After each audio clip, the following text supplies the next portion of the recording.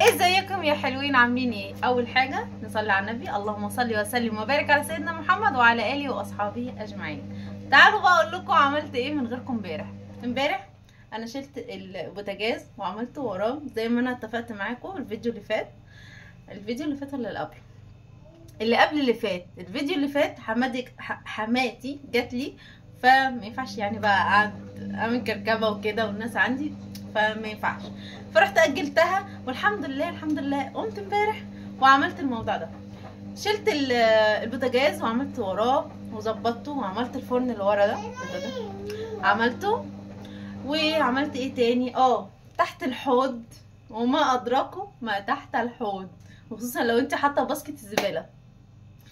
يلا من غير ما اتكلم كتير، وبعد ما خلصت تحت الحوض دخلت على دواليب البنات. نزلت لهم الشتوي وشلت الصيفي، عشان خلاص انا بدات اشتل لهم، يعني لبسوا خريفي، فالجو بقى قلب بتاع حاجتهم جاهزه، ادخل على طول اشد لهم اي حاجه تقيله وايه والبسها لهم. كل ده عملته من غيركم امبارح. بس الجديد بقى النهارده ايه؟ قولوا لي. في مشتريات جديده. ايه هي؟ جبت حبه حاجات زرع، حاجات تنطق كده الجو كده واحنا بنصور، عشان الدنيا تبقى لذيذه، ويعني تحبوا التصوير معايا. وانا احب اقف في المطبخ كتير. يعني انا عملت الليدات دي، على فكره الليدات دي عملتها عشان تفتح نفسي مع التصوير طبعا، تفتح نفسي ان انا اقف اغسل مواعين واعمل حاجات زي كده. فبحاول اطور في المطبخ واحده واحده. نجيب زرع هنا، نغير بتاعه التوابل، نغير حاجات. وفي حاجات تانية هطلعها، دي انا كنت راكناها خالص ما جيتش جنبها من ساعه الجواز، فانا دلوقتي هطلعها ونشوف هنعمل فيهم ايه.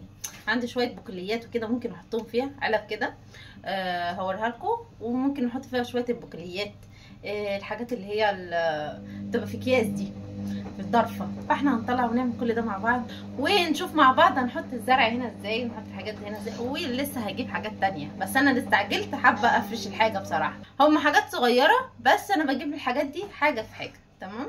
يعني زي ما انتي برضو اعملي كده في بيتك، وحاولي يعني ايه تجددي اي حاجه بسيطه. انا هوريكم انا جايبه معلقه، جايبه فازه صغننه مش صيني عشان ما تقعدش تتكسر، عشان عندي بنات بتقعد مثلا على الرخام او حاجه، فممكن تمسكها لي ترميها لي كده عادي. فانا مش جايباها صيني خالص، انا جايباها بلاستيك عادي. بس في حاجات كده ايه تنطق الجو كده معانا، وتخلي التصوير حاجه. ماشي. دلوقتي انا حطيت غسله في الغساله علشان اول ما اخلص انشرها، وبعد كده انزل الستاير اللي في الارض مضايقني مطربين، لازم انزلهم. فهنزلهم بعد ما اخلص الغسله دي، اعمل غسله ستاير او ستاره واحده، يعني هي واحده كبيره. عايزه اقول لكم فريده قاعده جوه الفرن مش جواه السنده كده، قاعده فاتحه الباب بتاعه، قاعده سنده كده وبتاكل ما علينا. دلوقتي انا كنت عايزه اعمل قرفه بلبن، طلعت الكنكه غسلتها، و هعمل معاكم القرفه باللبن ونشوف ورانا ايه. قشطه.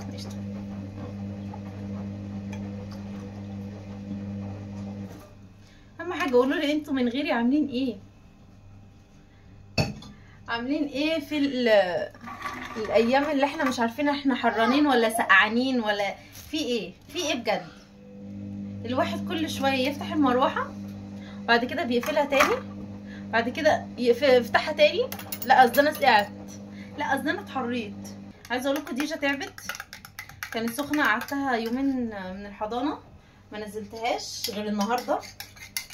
انا بكلمكم النهارده الحد، فانا نزلتها النهارده الحمد لله بقت احسن. بس بقى ايه، حاسه اللي احنا خدنا الدور بس بطريقه تانية.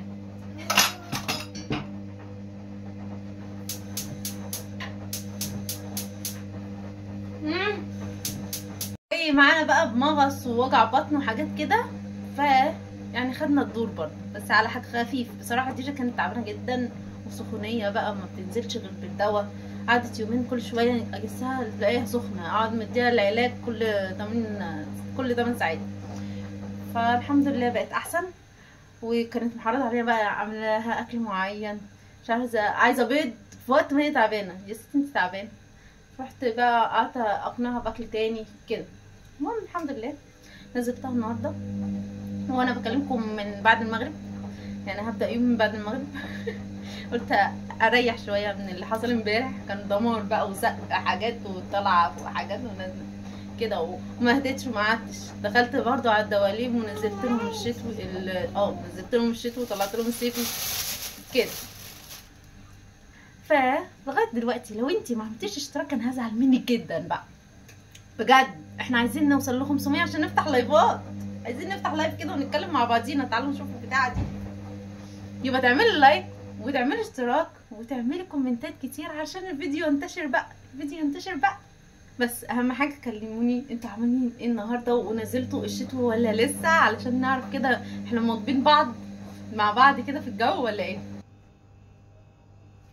شوفي يا لونها فاتح ليه؟ مش المفروض تبقى اغمى من كده؟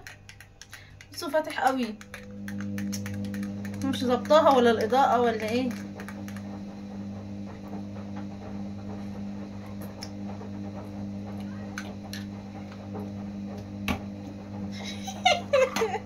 قعدت لها على الناشف بقى، مش عارفه، مش مديه معايا حاجه، مش عايزه ازود سكر. تقريبا انا غلطت لما حطيت على الوش. بس يا ماما تلعب في البتاع على الغسال. لا اله الا الله. بصوا بقى، اول حاجه هبدا بيها ان انا هغسل الرخامه واظبطها، الرخامتين عشان عليهم تراب وما عملتهمش امبارح. تمام. بعد كده اجيب بقى الحاجات وافرقوا عليها وبعد كده نرصهم مع بعض. وحاجات بسيطه يعني، بس عايزه احطهم بقى، يعني انا شايلاهم قلت ايه لما اجيب حبه حاجات عليهم تاني ونغير بقى. قلت لا انا مش هستنى، حاجه في حاجه كده ونعملها مع بعض. فيلا نبدا باول رخامه.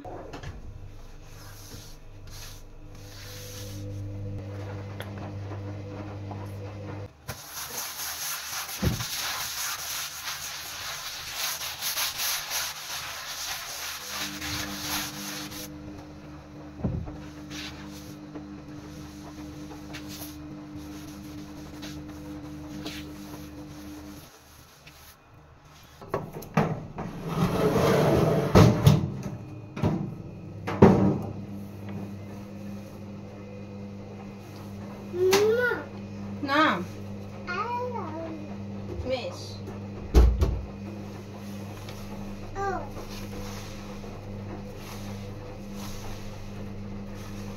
بحب انضف بس الاول الحاجات التراب والحاجات اللي واقعه دي وبعد كده بغسلها.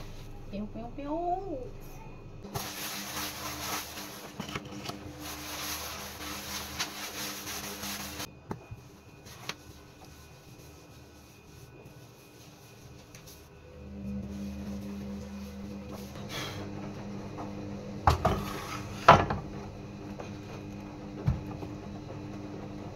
بصوا الجمال، بصوا الحلاوه. مش عارفه انتوا سامعينها ولا لا، صوت الغساله عادي. بس خلصت كده هذه الجزئيه والصدمه.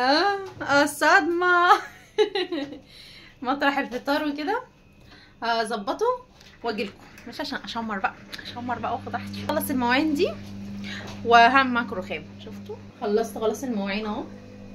فيلا بينا نعمل الرخام.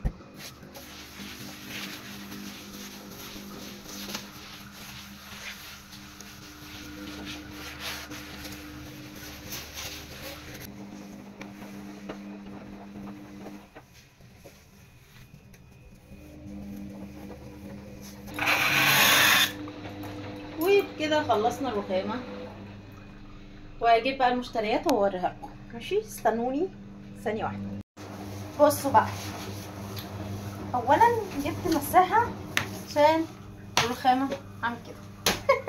انتوا شايفيني مش شايفيني؟ اصبروا كده تمام ماشي. جبت مساحه علشان الرخامه ده مبدئيا.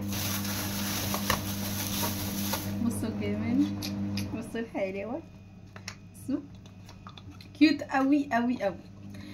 دي طبعا عارفينها يعني فرشه عشان الحوض. وكمان في ناس بتستخدم المواعين اللي هو الحاجات اللازقه، مش عارفه صلصه بتاع، تعملي بس كده في السريع وبعد كده تعملي باللفه السفنجة. بصوا حاجات مهمة، يعني ممكن الناس تقول على الحاجات دي تافهة، دي حاجات مهمة. بتاعتي صدت، فاضطريت اجيب واحدة تانية المبشرة. اوكي نيجي بقى للدلع برضو. بصي كيوت عاجبني اوي. في واحدة تانية، بصوا دي، بصوا شكلها عشان في واحدة تانية يعني شبهها شوية. بصوا دي مختلفة عن دي، معلش بصوا، بس لسه هتفتح بقى واظبطها كده. ايه تاني؟ اخر حاجة من الحاجات الجديدة، في حاجات بقى لسه هطلعها. في ايه؟ المعلقة دي بتقولوا عليها سباتيولا برضو، مش عارفة هي السباتيولا اللي هي اللي عندي منها هطلعها.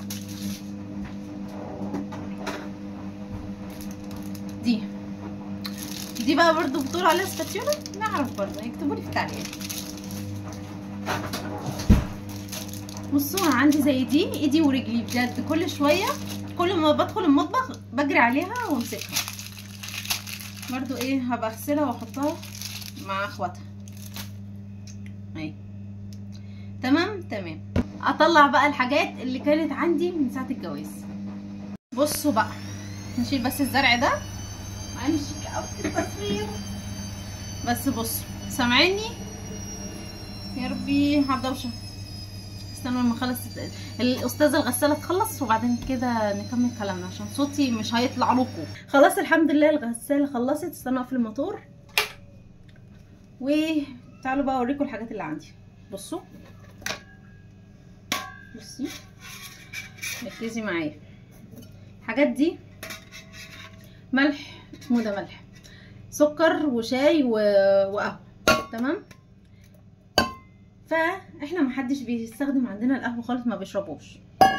فانا كنت بفكر احط فيها ملح، فسالت شات جي بي تي قال لي لا ما ينفعش، علشان بيعمل تفاعل مع الملح ومش عارفه ايه وكده، فما ينفعش تستخدمي ملح، اسمه ده ما ينفعش تحطي ملح في حاجه ستانلس. فانا هستخدمها لحاجات تانية، احط فيها لسان عصفور، احط فيها اي حاجه، واخليها في الضرفه اللي ورايا دي. وفي بقى تاني كده معايا، ما انا معايا كتير الحاجات دي من ساعه جوازي. بصوا كانوا جوه بعض. بصوا الحاجات دي برضو ممكن احط فيها بقوليات، يعني قلت استغلها. انا معرفش هو ده اصلا استخدامها الحقيقي ولا ايه. وفي حاجه تانية، استنوا عشان انا فكيتها وانا بطلعها، دي بتاعت المعالق وكده. انا هوريكم بقى القديمه. بصوا القديمه لازم تحطي الحاجه بطريقه معينه، يعني كل اللي يستخدمها عندي يقول لي ده انت عندك صبر، والله لازم يكون عندك صبر عشان تستخدمي البتاعه دي. فانا اسهل على نفسي واحطها هنا، تمام. عشان انا من ساعه ما جبتها اصلا ما استخدمتهاش، برضو جبتها ساعه الجواز ما اعرفش ليه جبتها وما استخدمتهاش خالص. فالحاجات دي هنستخدمها النهارده، ونطلع الاكياس اللي في البتاعه دي، اكياس بقى شعريه مش عارفه ايه كده، وهنحطها.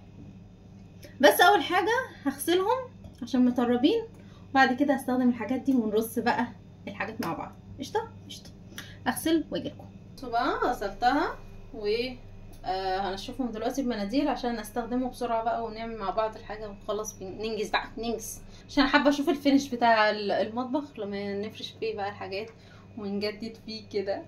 ومبسوطه انا بحب التجديد جدا جدا، وبحب اجيب حاجات جديده زي ما كل البنات بتحب يعني.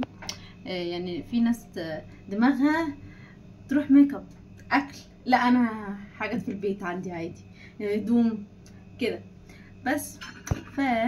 ربنا يرزقنا جميعا. هي الموبايل اتحرك معلش.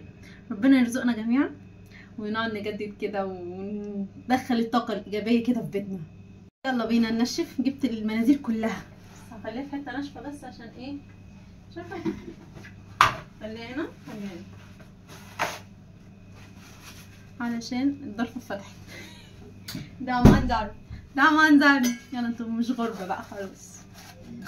ننشف واوريكم بقى حبه الحاجات اللي عايزه احطها فيها، مش كتير بس. في حاجات تانية في التلاجة، ايوه في حاجات تانية في التلاجة افتكرت دلوقتي.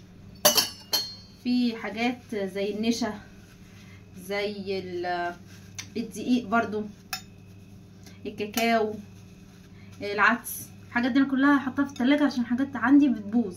هتلاقوني انا بجيب الحاجه على القد قوي عشان الحاجات بتبوظ ومفيش تهويه قوي يعني هنا، فبيبوظوا بسرعه، فبجيب الحاجه على القد. فعشان كده البرطمانات الصغننه دي هتكفي ان شاء الله، ده هتكفي وتوفي كمان، لان الحاجات بجيبها اول باول، بس بيبقى بقى ايه في الاكياس حبه صغيرين، مش عارفه الكيس ده حبه صغيرين تاني، فهنفضي الاكياس هنا مع بعض. هخلص وارجع لكم. تعالوا شوفوا الحوسه اللي انا فيها. غسلت الحاجات دي ونشفتها وكل حاجه، وطلعت بقى اللي في الضرفه، وطلعت اللي في التلاجة وحاجات كده، حاجات كتير قوي، طلعت حاجات كتير قوي، مش عارفه هتكفي ولا لا. بصوا احنا هنعمل بالكبير للصغير. اكبر حاجه عندي دلوقتي الدقيق، كيس الدقيق ده هنختار واحده من الكبار دي ونحط فيها الدقيق. تمام، يلا نوسع كده، بسم الله.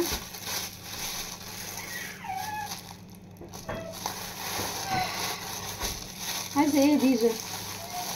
نعم، ثانيه واحده جيت لكم تاني بسرعه. نحط دقيق، هل هيكفي ام لا؟ بسم الله بسم الله. وهتوجع لو بقى في كيس حبه صغيرين مش مشكله. هيبقى طب اعمل ايه دلوقتي؟ اعمل ايه دلوقتي انا؟ ايوه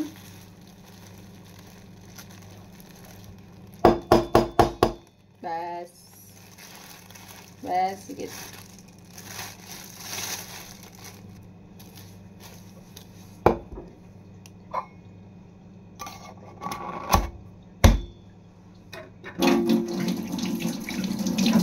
كل شويه اغسل ايدي، حاجه مستفزه.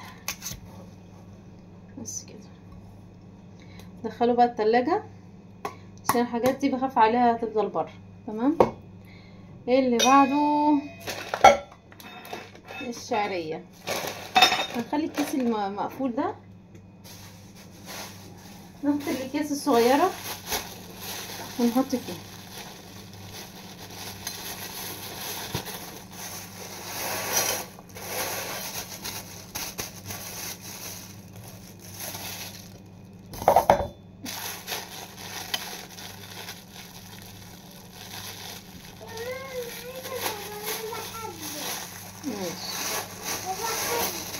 وانا كمان بحب.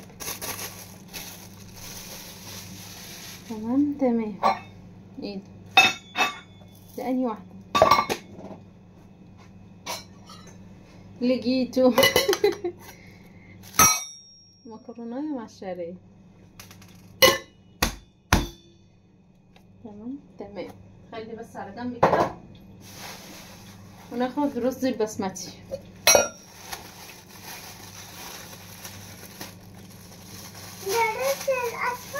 الاصفر الرز البسمتي هو الرز الاصفر. اصفر ده ولا مش اصفر؟ شايفيني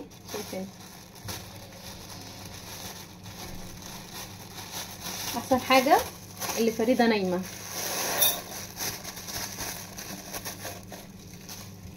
يعني دي مقدور عليها شويه، فريده كانت داخله في الفرن من شويه.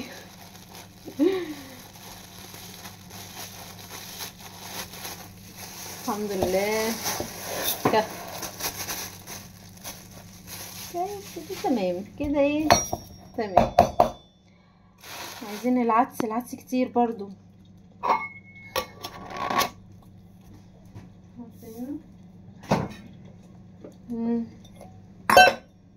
العدس نحطه يلا. العدس برضو بحطه في التلاجة، يعني عدس بنجيب عدس ونبقى ناسيين اللي فيه عدس تاني، فاهمين؟ يعني نكتشف مع بعض ان في عدس اصلا، وهكذا. دي معوجة ليه؟ ما بحبش البصمات دي. الف سلامة. وفي رز، هل هيجي ام لا؟ هيجي ان شاء الله لانه مش كتير قوي. احط ايه؟ احط البرغل. برغل ما تجيش عشان ما تطلعيش. وهكذا. فاضل هنا بقى مش عارفه احط الكاكاو، بس الكاكاو الكاكاو مش حاجه اصلا، يعني ممكن اعمله في مشروب، مش هوسخ حاجه في كده. فاضل بتاع البسبوسه، السميد بتاع البسبوسه، هل هيجي هنا ام لا؟ هنشوف هيجي ولا لا. ده كان ايه؟ هشوف بقى، احطهم في التلاجة واحطهم في الرف وارجع لكم. بصوا المنظر بقى رايق ازاي. هدخل بقى في حاجات بتحصل تحت عادي. هدخل بقى الحاجات اللي في التلاجة وارجع لكم. بقى ايه بقى دي ودي هننقلهم مع بعض، وهيكون كده فضينا شويه وغيرنا اشكال حاجات. هنحط سكينه مش عايزينها في حاجه. بصوا منظرها حلو برضو، شغال. نفتح الورد ده، مش عارفه هو مقفول قوي كده ليه. نفتحه ازاي هو؟ انا مش عارفه، هنجرب. بصوا على قد ما قدرت خليتها كده تمام. على قد ما قدرت برضو نفشتها كده شويه. ماشي. عايزه بقى احط واحده هنا كده. استنى اوريكم. عايزه احط واحده هنا ما بين الحاجات دي، تمام، والتانية تبقى جنب المعالق والشوك. بصوا المنظر، بصوا تبقى عامله ازاي هنا. حلوه صح؟ مش عارفه هنا مش عاجبني ليه حطيتها هنا، مش عاجباني، في حاجه غلط يعني، مش عارفه. استني يا ديجا اشوف حاجه، بس اشوف حاجه وكده. بصوا ممكن ننقل دي هنا اهو، ودي تيجي هنا اهو. ليه بقى؟ عشان دي خشب والناحيه التانية هتبقى فيها ميه كتير، فالحته دي هتبوظ بسرعه. اللي هي الحته دي هتبوظ بسرعه، فممكن نعمل دي كده بزاويه ونحط وراها كده اهو. ايه رايكم؟ كده حلوه، كده حلوه. بصوا المنظر كده اتغير خالص. انتوا برضو ايه، خدوا برايي كده ولا كده اهو. وهنا برضو مش مظبوط. نرجع تاني، هنا مش مظبوط، هنا في حاجه غلط. نعمل ايه؟ نشيل التوابل ونحط السكاكين هنا عشان المنظر يبقى رايق اكتر. نشيل التوابل من هنا ونحطها الناحيه التانية. تعالوا نجرب. احسن شويه. ليه ما حطيتش دي بقى على الطرف؟ عشان الاستاذه فريده ممكن تطولها وتشد سكينه وتجري بيها وتضرب اي حد. ولا خليها هنا؟ ايه رايكم؟ خليها هنا؟ ايه رايكم؟ لا من هنا عادي ماما. هنا ماشي، خليها هنا اهو. طبعا عشان افتح نفسي على الجبل اللي قدامي ده، فهجيب لي اي حاجه اتفرج عليها وانا بطبق الغسيل. بصوا بقى، بعد ما خلصت تطبيق الغسيل وشلته، هعمل بقى غسله بالخل للغساله. عايزاها تنضف كده من جوه، فقالوا اعملي ازازه خل فيها. هي مش غاليه، دي ب10 جنيه، فانا هخلصها عليها مش مشكله. وبعدين المفروض بقى تنضف كده وكل الرواسب اللي فيها تنضف كده يعني.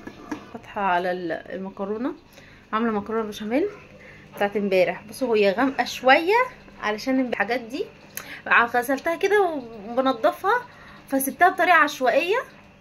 اتاري بقى كنت عاملاها على اللي فوق، على اللي هي الشوايه، ودي كانت من على 250 وايه، ومشغله المكرونه على كده فغمقت. فمش مشكله الحمد لله. احنا بس هنسخن وهعمل جنبيها شويه بفتيك وخلاص. واخيرا خلصت الغدا، واقول لكم تصبحوا على خير او سلام زي ما بقول. بس ما تنسوش تعملوا لي لايك واشتراك لو انت اول مره تشوفيني، وكومنتات حلوه كتير. يعني شجعوا اختكم كده في الكومنتات عشان اعمل لكم فيديوهات اكتر. تمام لو حبيتوني يعني. ماشي يلا هستنى كومنتاتكم وهرد عليكم واحد واحد، او واحده واحده، انا اقصد واحده واحده. هرد عليكم واحده واحده. يلا سلام.